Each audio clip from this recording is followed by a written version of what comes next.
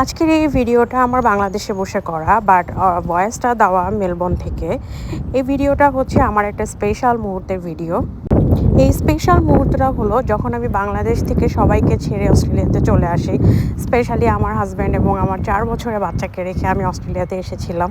এয়ারপোর্টে সেই বিদায়ের মুহূর্তটা আজও আমার চোখে ভাসে এবং আমি আমার হাজব্যান্ডের চোখে ছিল পানি, বাট আসলে দুজনকে প্রকাশ করতে পারছিলাম না। আমি আমার ছেলেকে সেদিন এয়ারপোর্টে আনিনি, কারণ আমি জানি ওকে বিদায় আমি দিতে পারবো না, তাই ওকে ওর নানুর কাছে রেখে এসেছিলাম। বিদায়ের মুহূর্তটা ছিল অনেক কঠিন, কারণ নতুন দেশ, নতুন সংস্কৃতি, নতুন একটা ভাষা। বুঝতেছিলাম না কিভাবে বাংলাদেশ থেকে যে আমি অস্ট্রেলিয়াতে সেটেল হব, কারণ অস্ট্রেলিয়ার মেলবোর্নে আমার ওরকম কেউই ছিল না, নেই কোনো রিলেটিভ, নেই কোনো ফ্রেন্ড। তো বাংলাদেশ থেকে খুব ভয়ে ছিলাম, মানে ফেসের মধ্যে খুব ভয় ছিল, মনের মধ্যে ভয় ছিল, বুঝতেছিলাম না আমি অস্ট্রেলিয়াতে যেয়ে কীভাবে নিজেকে সেটেল করব। অস্ট্রেলিয়াতে আসার পর অনেক সময় মন খারাপ হয়েছে, অনেক কান্না করেছি, কিন্তু আমি কখনো হাল ছাড়িনি। সবসময় আমার পাশে ছিল হাজব্যান্ড।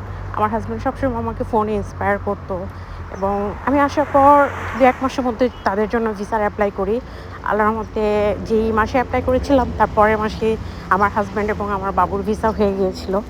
তো কানাডার ভিসা রিজেক্ট হওয়ার পর অনেক চড়াই উতরাই পার করে অস্ট্রেলিয়ার ভিসা পেয়েছিলাম। এখন আমি অস্ট্রেলিয়ার মাটিতে, আলহামদুলিল্লাহ।